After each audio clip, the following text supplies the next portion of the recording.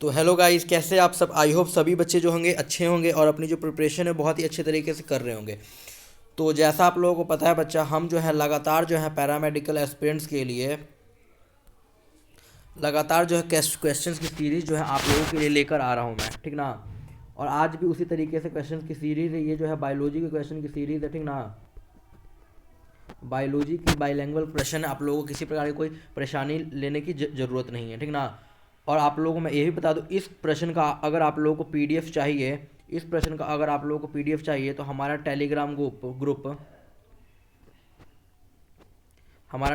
Group को join कर सकते हो। टोटल लर्निंग जो ग्रुप है हमारा टेलीग्राम पे, उस पर आप लोग जाकर क्या कर सकते हो, ज्वाइन कर सकते हो, ठीक ना। अगर इस प्रश्न का पीडीएफ चाहिए तो साथ में क्या करना है बच्चा आप लोगों को, कि जो बच्चे इस चैनल पे नए हैं चैनल को सब्सक्राइब करिए, वीडियोस को लाइक करना है। और ज़्यादा मैं बता दूं कि जो बच्चे नए हैं, पुराने बच्चों को तो पता है, और जो बच्चे नए हैं वो बच्चे क्या करेंगे, विटामिन्स का प्रश्न ऑलरेडी हमारा जो है विटामिन्स का यानी कि पार्टिकुलर विटामिन्स के 4 वीडियोज़ में लगभग मैंने 50 प्रश्न करवाया है। आप लोगों को जाकर देखना चाहिए, वो प्रश्न बहुत इंपॉर्टेंट है जो आपके पेपर में रामबाण साबित होंगे।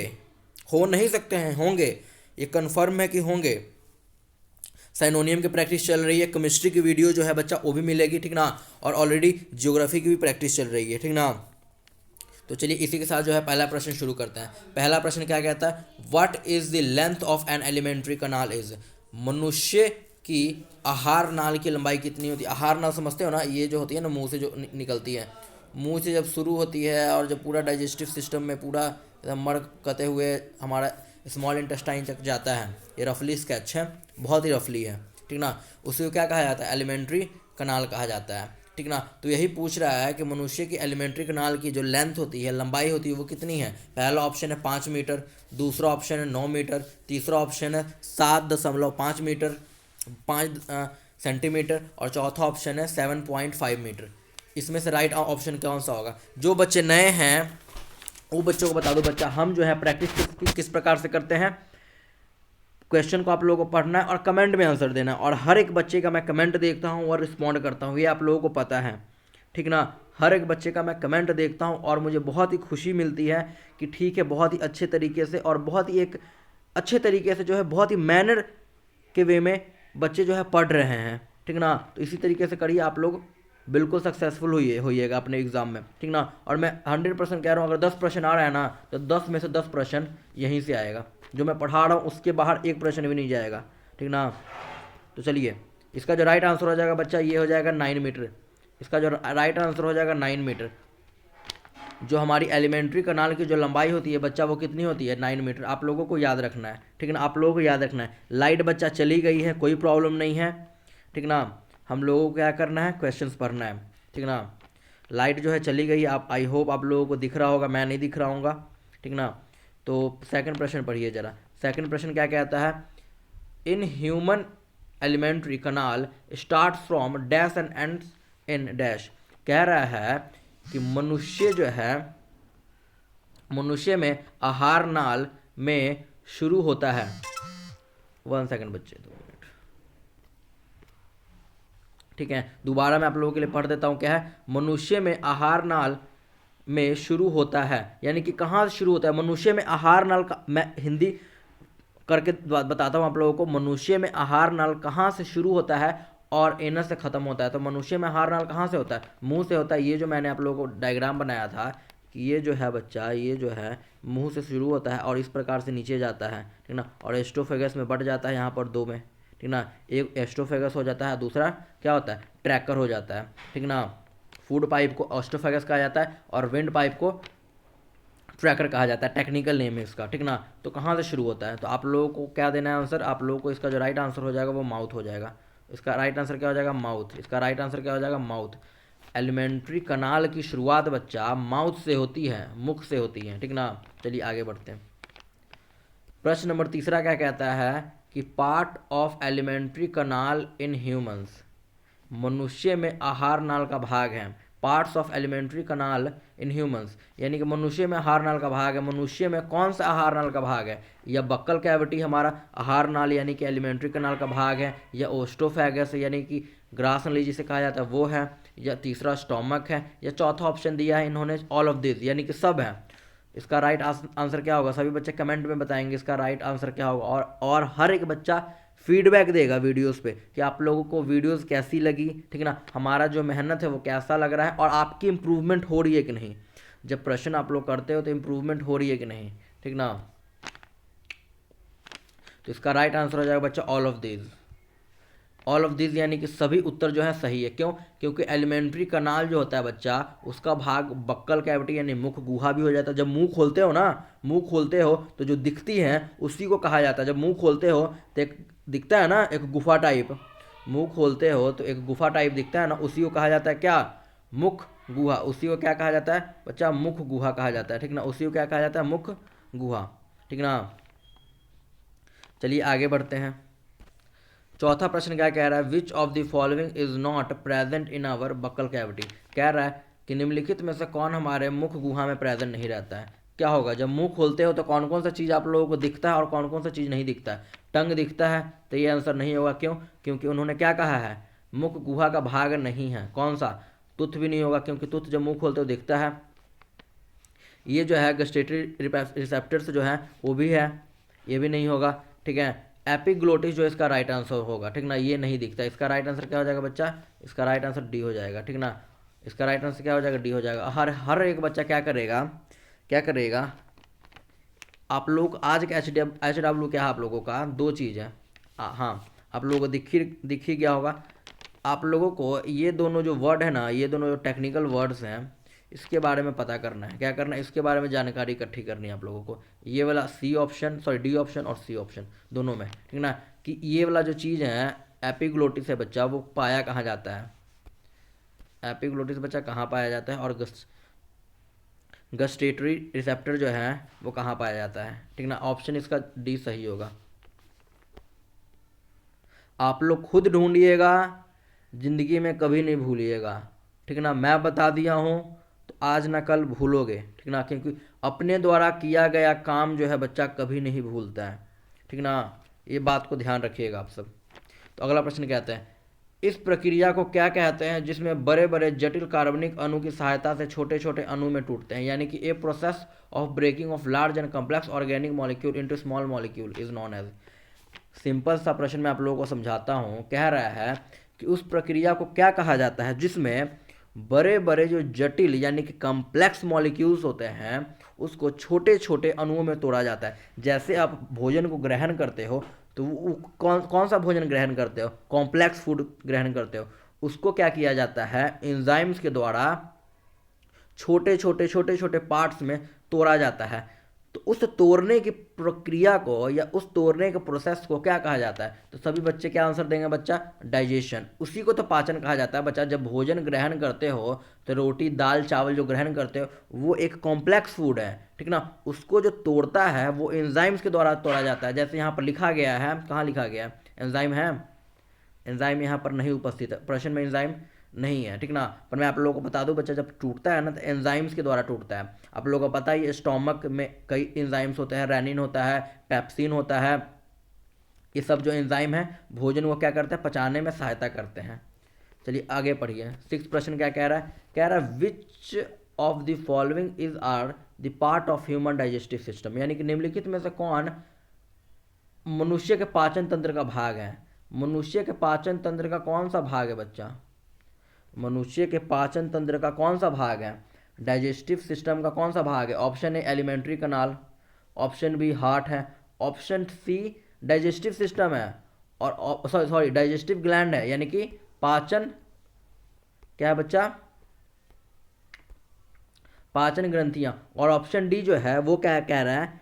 ए एंड सी, यानी कि ऑप्शन डी का कहना है बच्चा ए और सी जो है ये दोनों क्या है? ए और सी जो दोनों हैं वो डाइजेस्टिव सिस्टम का पार्ट है। तो ये बिल्कुल ऑप्शन डी जो है वो बिल्कुल सही कह रहा है। Option D is right answer. क्यों? क्योंकि एलिमेंट्री सिस्टम यानी सॉरी डाइजेस्टिव सिस्टम का जो पार्ट होता है वो एलिमेंट्री कनाल भी होता है, आहार नला भी होता है और दिल नहीं होता है बच्चा। दिल का कहाँ रोल है?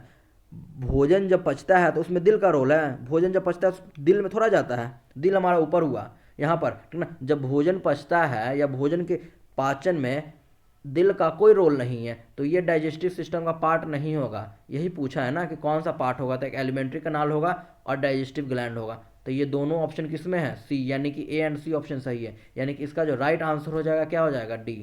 ठीक ना, आप लोगों को याद रखना है डाइजेस्टिव सिस्टम का पार्ट एलिमेंट्री कनाल है और डाइजेस्टिव ग्लैंड है। चलिए आगे बढ़ते हैं। हाँ, आगे बढ़ते हैं। क्या आगे एक प्रश्न बहुत ही धमाकेदार आया है। अब से बच्चा जो प्रश्न आएगा आप लोगों का, मैं आप लोगों को बता दूं, अब से जो प्रश्न आएगा आप लोगों के सामने, ठीक ना, अब से जो प्रश्न आएगा आप लोगों के सामने वो किसके आएंगे, डिजीज के होंगे, डिजीज के, यानी कि रोग के प्रश्न अब शुरू हो गए हैं। ठीक ना, रोग के जो प्रश्न हैं वो शुरू हो गए हैं और रोग से भी आप लोगों के एग्जाम में प्रश्न को पूछा जाता है। तो पहला प्रश्न क्या है, cholera is disease is caused by, जो क्लोरा डिजीज होता है वो किसके द्वारा होता है। ऑप्शन ए बच्चा यहाँ पर दिया हुआ है बाय बैक्टीरिया, यानी बैक्टीरिया द्वारा होता है। द्वारा गलत है, ऐसे होता है द्वारा, मिस्टेक हो जाता है बच्चा। ठीक ना, जब टाइपिंग होती है तो उस समय मिस्टेक हो जाती है। ठीक ना, इस मिस्टेक्स को आप लोगों को इग्नोर करना है। ठीक ना, ये नहीं सोचना है कि जो लिखा हुआ है वो गलत है। ठीक ना, जहाँ पर मुझे नज़र पड़ेगा तो वहाँ पर जो है वो मैं सही करने का प्रयास करूँगा। ठीक ना, अल्टीमेट हमारा टारगेट है क्वेश्चन को ज़्यादा से ज़्यादा अटैम्प्ट करना। यस और नो, बिल्कुल सही। ठीक ना, तो क्लोरा जो है बैक्टीरिया से होता है या वायरस से होता है, यानी कि वायरस से, वायरस पता है ना विषाणु कहा जाता है, वायरस विषाणु कहा जाता है। और हिंदी भी है तो मैं लिखने का संभव कर सकता हूँ। ठीक ना, यानी कि मैं लिख रहा हूँ साथ साथ में, परेशान नहीं होना। हिंदी, वायरस को विषाणु कहा जाता है, इंसेक्ट्स कीटों द्वारा, ऑप्शन सी है, और ऑप्शन डी है बाय टॉक्सिक। तो आप लोगों को बता दो बच्चा, जो पेड कोर्स वाले बच्चे हैं उनको तो इस प्रश्न का उत्तर पता ही होगा, और यूट्यूब वाले को भी बता दो, जितने भी यूट्यूब पे हमारी जो फैमिली है एक अच्छी वाली, उनके बारे में बता देता हूँ। ठीक ना, क्लोरा डिजीज इज कॉज्ड बाय, इसका जो प्रश्न है इनका जो उत्तर होगा बच्चा वो बैक्टीरिया होगा। क्यों, क्योंकि मैंने एक ट्रिक बताया था, पंडित का टिक न्यू है सी को। क्या बताया था, पंडित का टिक, पंडित का टिक क्या बताया था बच्चा, पंडित का टिक न्यू है। जो ये है था ना यहाँ पर, ये जो है था मैंने बताया था, इस है को क्या लिखाया था, इस है का मतलब होता था, इस है का मतलब होता था हैजा, इस है का मतलब होता था हैजा, और इसी हैजा का मतलब होता है क्लोरा। यानी कि एक ट्रिक के माध्यम से मैंने आप लोगों को डिजीज के नाम याद करवाया था और किससे होता है। तो इसका राइट आंसर क्या हो जाएगा, ये। और जो YouTube वाले बच्चे हैं बच्चा, अगर वो हमारे कोर्स को परचेज करना चाहते हैं तो कल ही नया नया एक बैच लॉन्च हुआ है, अगर चाहते हैं बच्चा तो आप लोग ज्वाइन कर सकते हैं। ठीक ना, 1 फरवरी से जो बच्चा आप लोगों का जो है बायोलॉजी का बायोलॉजी का नहीं, हर एक सब्जेक्ट का जो है बैच वो लॉन्च हो चुका है। अगर आप लोग चाहेंगे तो कर सकते हैं। ठीक ना, और हर एक बच्चा जो मेरे बच्चे पढ़ चुके हैं मुझसे बायोलॉजी, जो बच्चे मुझसे पढ़ चुके हैं वो कमेंट में अपना रिस्पॉन्स करेंगे कि आप लोगों को मुझसे बायोलॉजी पढ़कर कैसा लगा या कैसे कंसेप्ट से सीखे आप लोगों ने। ठीक ना, हर एक बच्चा फीडबैक देगा कि आप लोगों को बायोलॉजी पढ़कर कैसा लगा, मज़ा आया या नहीं। हर एक बच्चा अपने अपने अकॉर्डिंग बताएगा कैसा लगा। ठीक ना, हाँ, 8वां प्रश्न देखिएगा क्या कह रहा है, which of the following is not a sexually transmitted disease. यानी कि समझिएगा बात को जरा, निम्नलिखित में से कौन सा एक यौन संचारित रोग नहीं है, इसको फोकस करिएगा, यौन संचारित रोग नहीं है। यानी कि प्रश्न ये पूछ रहा है सेक्सुअली ट्रांसमिटेड डिजीज, समझ रहे हो बात को ना, यौन संचारित रोग, यानी कि इनमें से कौन सा एक ऐसा रोग है जो फिजिकल रिलेशनशिप बनाने के दौरान ट्रांसफर नहीं होते हैं। ठीक ना, यानी कि यौन संचारित रोग नहीं है, फिजिकल रिलेशनशिप बनाने के दौरान नहीं होते हैं। तो आप लोगों को बता दो बच्चा मैं, जो ये सिफिलिस है ये एक ऐसा रोग है जो यौन संचारित रोग है, यानी कि फिजिकल रिलेशनशिप बनाने के दौरान ये ट्रांसफ़र हो सकते हैं। गुनेरिया भी हो सकता है, हेपेटाइटिस बी भी हो सकता है, पर स्कर्वी एक ऐसा रोग है जो यौन संचारित रोग यहाँ पर नहीं है, यौन संचारित रोग यहाँ पर नहीं है। क्यों, क्योंकि स्कर्वी रोग बच्चा विटामिन सी की कमी से होता है, विटामिन सी की कमी से होता है, और विटामिन सी का जो केमिकल नाम होता है वो एस्कॉर्बिक एसिड होती हैं। ठीक ना, तो चलिए आगे बढ़ते हैं। अगला प्रश्न क्या कह रहा है, which of the following is a respiratory disease. आप लोगों को बताना है निम्नलिखित में से कौन सा एक श्वसन, क्या होगा, श्वसन होगा। क्या होगा? श्वसन होगा। ठीक ना। क्या होगा बच्चा? इसको मैं ध्यान से लिख देता हूँ, वेट करिएगा, सभी बच्चे वेट करेंगे। ठीक ना। श्वसन होगा। क्या होगा बच्चा? श्वसन होगा। ठीक ना। क्या होगा? मेरी जो हिंदी है ना बच्चा, मेरे बच्चे जो जानते ही होंगे, जो पेड क्लास वाले बच्चे हैं, मेरी हिंदी ऐसी है जैसी अंग्रेजों की हिंदी होती है। ठीक ना। मेरी हिंदी ऐसी है जैसी अंग्रेजों की होती है, पर ठीक ना, पर मैं पूरा प्रयास करता हूँ आप लोगों को एक बेहतर से बेहतर चीज़ देने का। ठीक ना। क्वालिटी पे करिए फोकस। ठीक ना। क्वालिटी पे फोकस करिए। एक ये ऐसे प्रश्न है ना बच्चा कि आप लोग बायोलॉजी का किसी भी सेक्शन से प्रश्न आ रहा है, किसी भी फील्ड में आ रहा है, ये आप रेलवे का एग्ज़ाम दे रहे हो, एनटीपीसी का एग्ज़ाम दे रहे हो, एसएससी का एग्ज़ाम दे रहे हो, ठीक ना, सीएचएसएल का एग्ज़ाम दे रहे हो, ठीक ना, सीजीएल का एग्ज़ाम दे रहे हो, अगर वहाँ पर साइंस में बायोलॉजी आ रहा है तो मैं 100% ये बात बताऊंगा कि ये जो मैं करवा रहा हूँ इससे बाहर प्रश्न नहीं जाएगा। कम से कम 100% में से बच्चा 80% में से तो यहीं पर से आएगा, यहाँ से तो बाहर जाएगा ही नहीं। ठीक ना। आप लोग मैं एक्सपीरियंस के दौरान कह रहा हूँ। और ये प्रश्न का जो उत्तर है बच्चा आप लोग ढूंढिएगा। इस प्रश्न का उत्तर आप लोगों को देना है कि निम्नलिखित में कौन सा श्वसन संबंधी रोग नहीं है। श्वसन संबंधी रोग हैं। ठीक ना। ऑप्शन ए हेपेटाइटिस है, ऑप्शन बी सार्स है, ऑप्शन सी इन्फ्लुएंजा है, ऑप्शन डी मलेरिया। यानी कि आज का कितना होमवर्क हो गया आप लोगों का? आज का जो होमवर्क हर एक बच्चा वीडियो नहीं देखेगा, अपना अपना कर्तव्य भी निभाना है। ठीक ना। आज के कितने हो गए? 2 हो गए। एक इस प्रश्न को आप लोगों को ढूंढना है कि इस प्रश्न का आंसर क्या होगा, और आंसर ही नहीं ढूंढना है, थोड़ा सा आप लोगों को डीपली भी जानना होगा, क्योंकि आंसर ये होगा तो ये कैसे होगा, ये कैसे होगा। ठीक ना। और हर एक बच्चा कमेंट में आकर मुझे बताएगा कि नहीं सर इसका आंसर ये होगा। ठीक ना। चलिए आगे बढ़िए। अगला प्रश्न जो क्या कह रहा है कि ringworm disease is caused by which of the following. दाद की बीमारी निम्नलिखित में से किस प्रकार से होती है। ठीक ना। किस प्रकार से होती है? किस प्रकार से होती है दाद की बीमारी? दाद की बीमारी किस प्रकार से होती है? हर एक बच्चा बोलेगा दाद की बीमारी जो है बच्चा वो किस प्रकार से होती है, बताएंगे आप सब। दाद की बीमारी जो है बच्चा वो किस प्रकार से होती है, बोलिएगा। तो ये जो होगा बच्चा किससे होगा? किससे होगा बच्चा? तो फंगल से होगा। किससे होगा? फंगल से होगा। क्योंकि आप लोगों को मैंने एक ट्रिक बताया था, क्या? गंजा दमाद। ये ट्रिक बच्चा किसके लिए था? ये फंगल के लिए ट्रिक था। ये ट्रिक के माध्यम से फंगल से जितनी भी होने वाले डिजीज़ है, जितनी भी रोग हैं फंगल से होने वाले, उनका डिस्कशन किया था। गंजा दमाद खाए फ्रूट, बहुत ही अच्छा ट्रिक था, मज़ा आता है इसको पढ़ने में। ठीक ना। और गंजा दमाद खाए फ्रूट, ये जो द है ना, गंजा दमाद, दमा से 2 था, दमा से एक अस्थमा था, एक दाद था, यानी कि रिंग वॉल्म था। और ये दोनों रोग बच्चा ये फंगल से होने वाले रोग हैं। ठीक ना। तो इसका राइट आंसर क्या हो जाएगा? आप लोगों को पता ही होगा, डी आंसर इसका जो होगा क्या हो जाएगा? डी आंसर इसका राइट हो जाएगा। ठीक ना। चलिए आगे बढ़ते हैं। 11वां प्रश्न क्या कहता है कि वैक्सीनेशन इज, टीकाकरण है। आप लोग जो टीका ले रहे हो वो क्या है? आप लोगों को पता है? आप लोग तो ले रहे हो जाकर, क्या है वो टीका, पता है आप लोगों को क्या है? तो आप लोगों को ऑप्शन क्या दिया गया है? आर्टिफिशियल एक्टिवेटेड एक्वायर्ड इम्यूनिटी, यानी कृत्रिम सक्रिय उपार्जित प्रतिरक्षा है। ऑप्शन बी है नेचुरली एक्वायर्ड इम्यूनिटी, यानी कि प्राकृतिक उपार्जित प्रतिरक्षा है। या ऑप्शन सी जो है क्या है?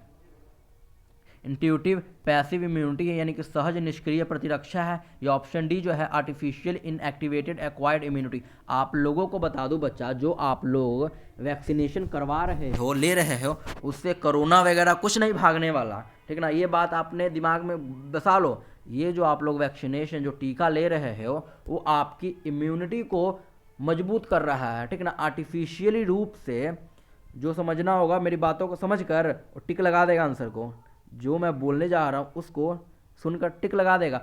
जो वैक्सीनेशन आप लोग ले रहे हो बच्चा, वो क्या है? वो कोई कोरोना भगाने की दवाई नहीं है, ये बात आप समझिए। वो जो दवाई ले रहे हो आप लोग, वो वैक्सीनेशन जो ले रहे हो, वो एक टीका है। ठीक ना। एक ऐसा है जो आपकी इम्यूनिटी पावर को बढ़ाता है। इम्यूनिटी पावर को बढ़ाने का मतलब यानी कि किसी भी प्रकार का रोगों से लड़ने की जो क्षमता है वो बढ़ा रहा है वो वैक्सीन। ठीक ना। तो इसका क्या आंसर होगा? इसका ऑप्शन ए होगा। क्यों? क्योंकि मैंने क्या बताया था, आर्टिफिशियल रूप से हम लोग ले रहे हैं, बाहर से ले रहे हैं ना, तो आर्टिफिशियल रूप से इम्यूनिटी को क्या कर रहे हैं? बढ़ा रहे हैं। तो क्या होगा? ऑप्शन ए इसका सही उत्तर हो जाएगा। चलिए, ये बहुत लेटेस्ट प्रश्न है। ये जो है लेटेस्ट प्रश्न है, इसका मैं दोबारा लिख देता हूँ। लेटेस्ट प्रश्न है ये। ठीक ना। जो देखे हो ना, लेटेस्ट है। आ सकता है पेपर में।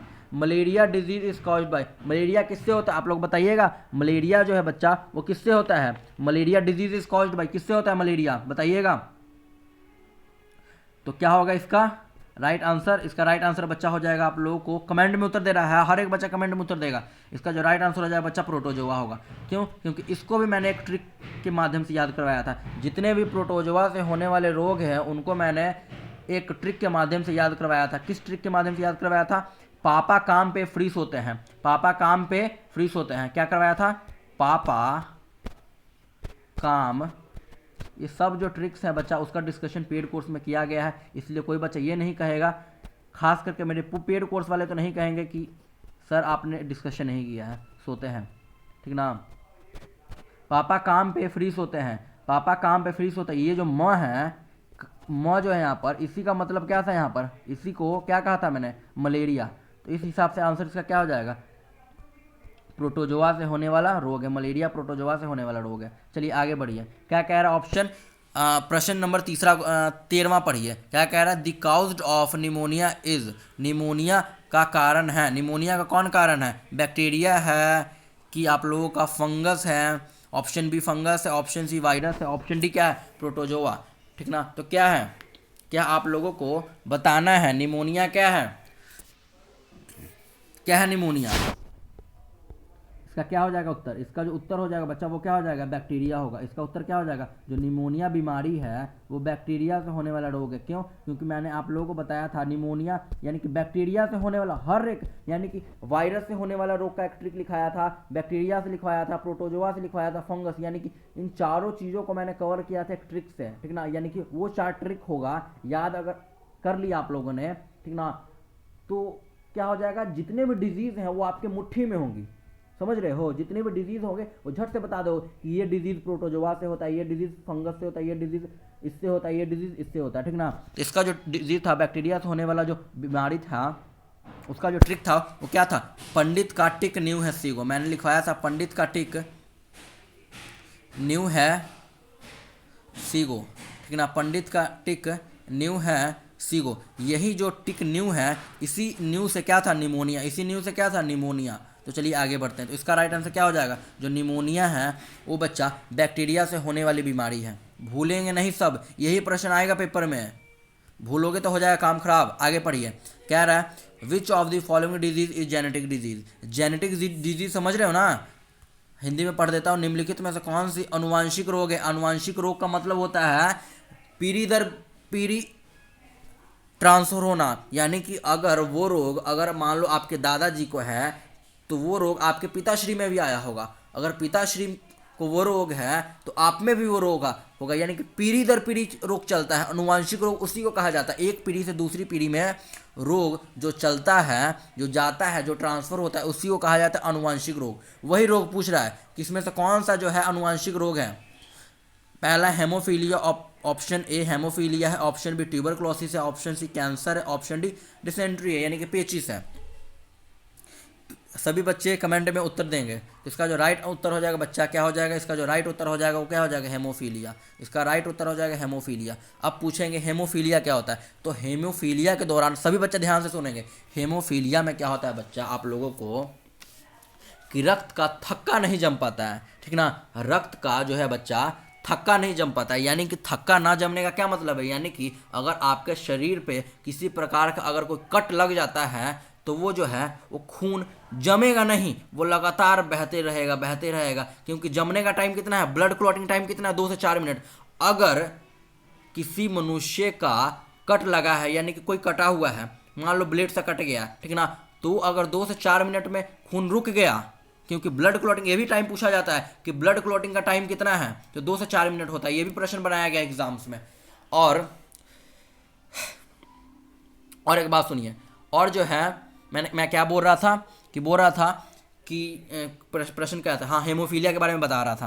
तो हेमोफीलिया जो है बच्चा वो क्या है कि रक्त का थक्का नहीं जमता, एक बार अगर कट लग गया तो वो खून निकलते रहेगा। अगर किसी को बीमारी है और उसको कट लग गया, किसी को हेमोफीलिया बीमारी है और उसको कट लग गया तो लगातार खून बहते रहेगा, ठीक ना, वो लगातार खून बहते रहेगा। इंग्लिश वाले सुन लेंगे, ठीक ना, loss of clotting of blood, ठीक ना, खून का थक्का क्या होता है, नहीं जमता है, ठीक ना, इसी को क्या कहा जाता है, हेमोफीलिया की बीमारी। और यही एक आनुवंशिक रोग है, ठीक ना। पीढ़ी दर पीढ़ी फैलती है। अगर आपके पिताश्री को होगा तो आप में भी वो बीमारी आई होगी, ठीक ना। समझिए अगला प्रश्न क्या कह रहा है, which of the following disease can be transmitted from one person to, हाँ क्या कह रहा है, which of the following disease can be transmitted from person to person through tattooing, यानी कि निम्नलिखित बीमारियों में से निम्नलिखित बीमारियों में से कौन सी टैटू बनवाने द्वारा एक व्यक्ति से दूसरे व्यक्ति में संचारित होता है। जब टैटू बनता है बच्चा तो वो कौन सी बीमारी है, जब टैटू बनाया जाता है तो एक पर्सन से दूसरे पर्सन में जो है वो फैलता है। तो इसमें से कौन सा होगा, इसमें से कौन सा होगा। पहला ऑप्शन चिकनगुनिया है, सेकंड ऑप्शन हेपेटाइटिस बी है, और जो है थर्ड ऑप्शन HIV है। HIV है, थर्ड ऑप्शन क्या है, HIV, human immuno deficiency virus जिसे कहा जाता है। HIV बहुत खतरनाक बीमारी है बच्चा, HIV का उपाय नहीं है। अगर आप लोगों को HIV अगर हो गया तो कोई उपाय नहीं है, इसे ठीक किया ही नहीं जा सकता है, ठीक ना। इसका नाम ही है ह्यूमन इम्यूनो डिफिशियंसी वायरस, यानी कि एक साल इम्यून सिस्टम को जो है वो आपको ख़राब करके रख देता है, ठीक ना। जितना मर्जी इलाज करवा लो इसका कोई उपाय नहीं है HIV का, ठीक है। तो इसका जो राइट आंसर हो जाएगा बच्चा 2 हो जाएगा। जब आप लोग, और बात सुनिए जरा, इस बात को गहराई से समझने का प्रयास करिए। जब टैटूइंग बनाते हो तो क्या होता है, जब टैटू बनाते हो तो क्या होता है, खून निकलता है, निकलता है कि नहीं निकलता है, खून निकलता है। यानी कि मान लो अगर अगला पर्सन आया है, कोई पर्सन आया है पहले से, कोई पर्सन आया हुआ है टैटू बनवा के गया है, ठीक ना, और वही इंस्ट्रूमेंट से टैटू बनाया है, और उस इंस्ट्रूमेंट में मान लो खून का एक बूंद लगा हुआ है, और फिर आप लोगों का एक कि आप में से कोई बच्चा गया, ठीक ना, और वही इंस्ट्रूमेंट उठाकर और इसको टैटू बनवाने लगा। यानी कि उस इंस्ट्रूमेंट में पहले ही खून लगा हुआ है, उस पर्सन का खून लगा हुआ है जो HIV का शिकार है और हेपेटाइटिस का शिकार है, और आप लोग जाओगे टैटू बनाने, तो वही मशीन से अगर आप लोगों का बनाया जाएगा टैटू तो क्या हो जाएगा, आप लोगों का वो जो खून है वो आप में ट्रांसफ़र होगा। क्योंकि जो HIV बीमारी है और हेपेटाइटिस जो बीमारी है वो ब्लड टू ब्लड फैलता है, ठीक ना, रक्त संचारित रोग है, ठीक ना। तो अगर बनवाओगे तो बच्चा आप लोगों को बीमारी हो सकती है। कौन सी बीमारी हो सकती है, हेपेटाइटिस बी होगी और HIV होगी, और ये दोनों बीमारी जो है बच्चा वो खून से फैलती है, ठीक ना, ब्लड से फैलती है, ठीक ना, रक्त संचारित डिजीज़ है। तो इसका आंसर क्या हो जाएगा, बी एंड सी कौन सा ऑप्शन में है, पहला में नहीं है, दूसरा में है जी, बिल्कुल है, दूसरा में है। तो दूसरा ऑप्शन क्या हो जाएगा हमारा, सही, दूसरा ऑप्शन हमारा सही हो जाएगा। चलिए आगे बढ़ते हैं। क्या कह रहा है, which of the following diseases are communicable diseases, इसमें से कौन सा एक डिजीज है जो कम्युनिकेबल डिजीज है। तो इसका जो राइट आंसर हो जाएगा बच्चा वो क्या होगा, हर एक बच्चा बताएगा कम्युनिकेबल डिजीज कौन सा है। हेपेटाइटिस बी जो है वो वाटर कम्युनिकेबल पूछ रहा है, कम्युनिकेबल भी नहीं, वाटर कम्युनिकेबल, यानी कि जल संक्रमण, यानी कि जल से फैलने वाली बीमारी कौन सी है, जल से फैलने वाली बीमारी कौन सी है। तो सभी बच्चे बोलेंगे कि बी नहीं होगा, क्योंकि बी अभी मैंने डिस्कस कर लिया, ये ब्लड टू ब्लड फैलता है। ट्यूबरक्लोसिस भी नहीं होगा, बीमारी नहीं होगा। तो इसका राइट आंसर हो जाएगा बच्चा ए होगा और बी होगा, यानी कि टाइफाइड होगा और हेपेटाइटिस ए होगा, ठीक ना। तो ए एंड डी कौन सा ऑप्शन है ए और डी वाला ऑप्शन, बिल्कुल है, थर्ड ऑप्शन है A and D, third option है ए एंड डी। आप लोगों को याद रखना है वाटर कम्युनिकेबल डिजीज 2 है, टाइफाइड है और हेपेटाइटिस ए है। AIDS is caused by human immunodeficiency virus which is, कह रहा है एड्स मानव प्रतिरक्षाहीनता विषाणु HIV के द्वारा फैलता है, ठीक है। तो वो वायरस क्या है, HIV जो है एक वायरस के द्वारा फैलता है। तो उस वायरस का नाम क्या है, तो उस वायरस का नाम है बच्चा रेट्रो वायरस। उस वायरस का नाम क्या है, रेट्रो वायरस। ये आप लोगों की प्रैक्टिस चल रही है, ठीक ना। आगे समझिएगा, कह रहा है which of the following is not a contagious disease. Contagious होता है बच्चा कम्युनिकेबल, इसी का साइनोनियम है कैंटाजियस, ठीक है, कम्युनिकेबल।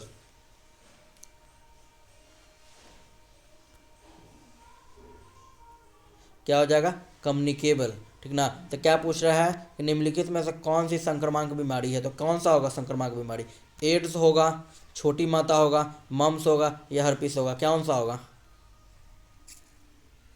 संक्रमण बीमारी है, निम्नलिखित में से कौन सा संक्रमण बीमारी है? हर एक बच्चा क्या करेगा? हर एक बच्चा क्या करेगा? उत्तर देगा। हर एक बच्चा क्या करेगा? उत्तर देगा।